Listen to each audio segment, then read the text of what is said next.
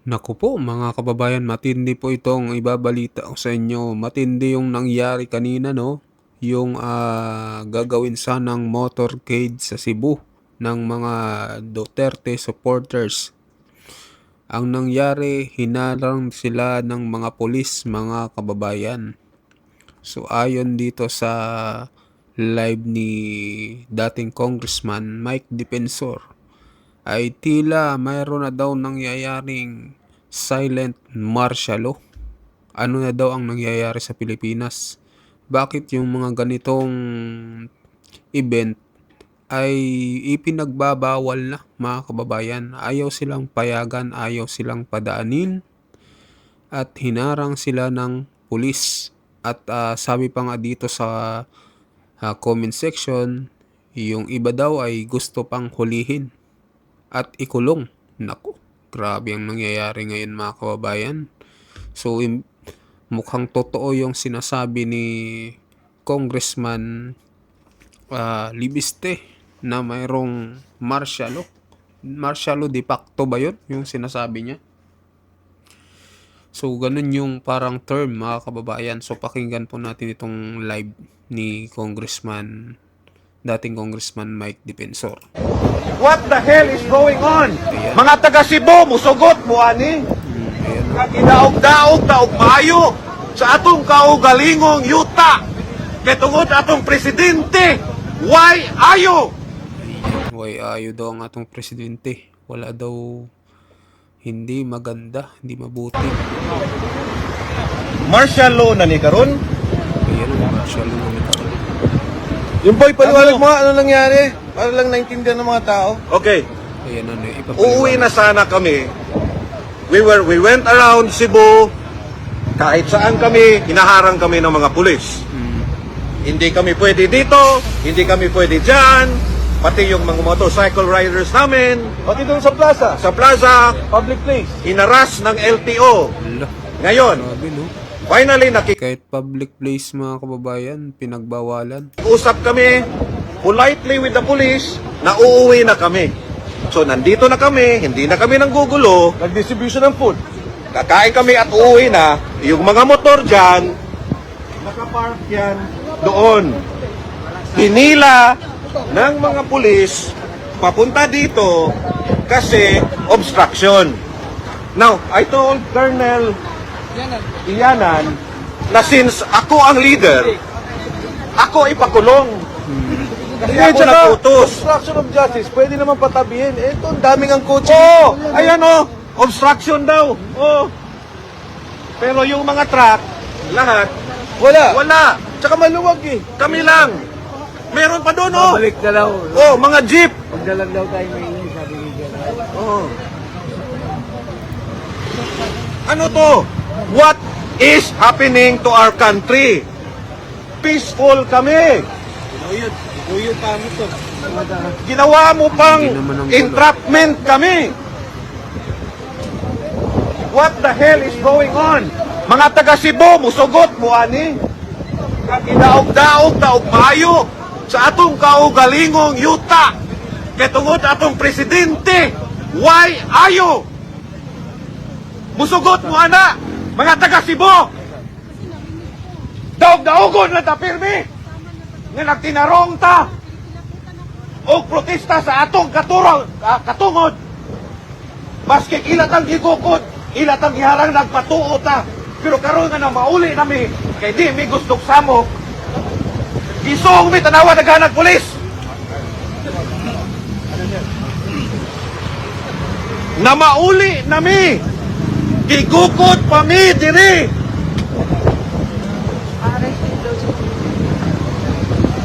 Akong gingnan si Colonel nga ako man mo yung leader dire. Ako na lang ang prisura. Ayaw na lang na ilapti sila. Kasi ako man mo yung leader. Inuyod pa to nila yung motor, sir. Oo nga eh. Ba? Grabe. Dinala nila dito.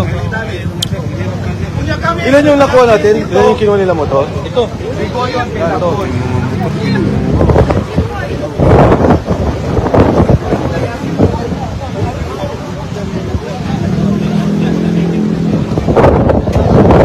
kailangan daw may arestuhin. Si Junabines ang arestuhin. Tsaka yung mga motor, parang ayaw pa nilang pumayag na tapos na yung naging peaceful caravan. So tingnan nun natin kung ano mangyayari.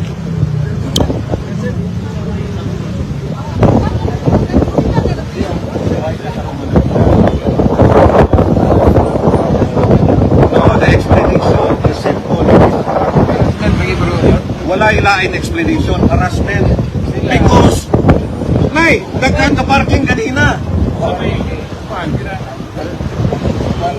This is pure and simple harassment. Ayan.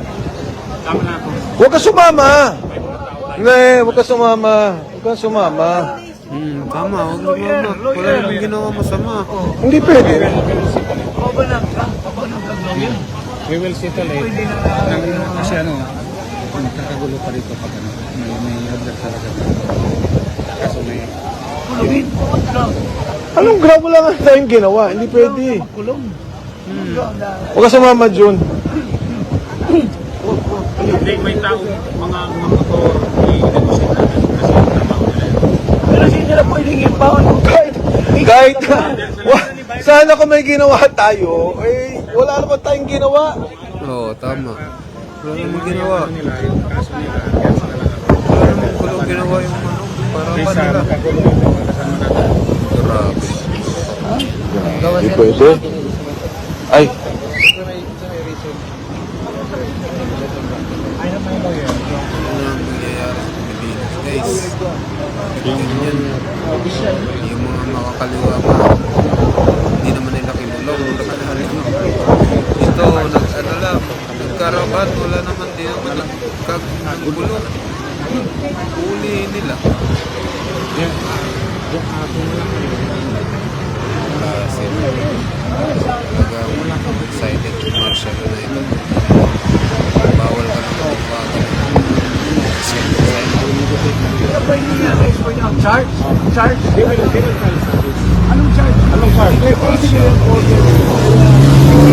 Speech.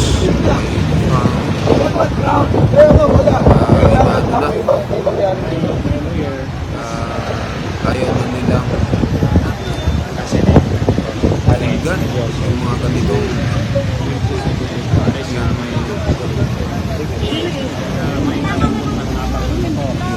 sinasabi ng damdamin ng bawat isang Pilipino. so, Bawal na si Juno arestuin. Kaya ayusin lang ho namin. And, tingnan ho namin, nag-uusap-usap pa dito kung ano. Pero hindi ako papayag dahil wala namang violation itong mga taong to. Talagang ginigipit lang ho nila. Hindi, ano lang, may lawyer man sila sa station. Ay, station. Ito pa, in video. Station 4. Magulo. Now, why? I need to kausapin ko kasi yung mga motor na mga sinama natin. Are you being arrested?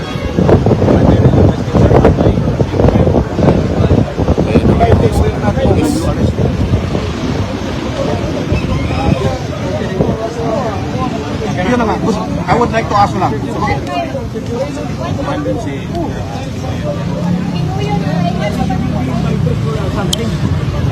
Sige, balik ko kami para ayusin lang ho namin ito sa pag-aresto kay Jun. So, update ako ulit mamaya. Thank you.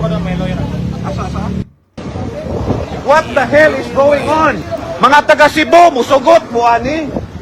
Kaginaog-daog taog maayo sa atong kaugalingong yuta. Kay tungod atong presidente, why ayo?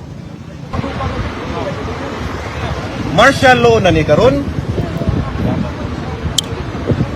Yung boy, paliwanag mo nga ano nangyari. Para lang naintindihan ng mga tao. Okay. Uuwi na sana kami.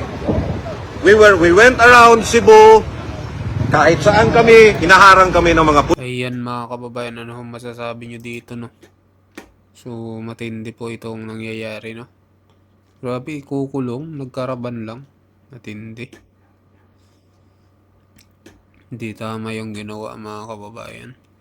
So, kayo mag-comment po kayo anong masasabi nyo dito. Bawal na pala yung ganto-ganto. Mukhang silent martial law na talaga nangyayari mga kababayan. Kayo, anong pahayag nyo dito? Anong palagay nyo dito? So mag-comment po kayo, mag-like at mag-subscribe sa ating video, at sa mga bagong pasok dyan, pa-subscribe din po ng ating channel mga kababayan. Maraming salamat po sa inyo lahat.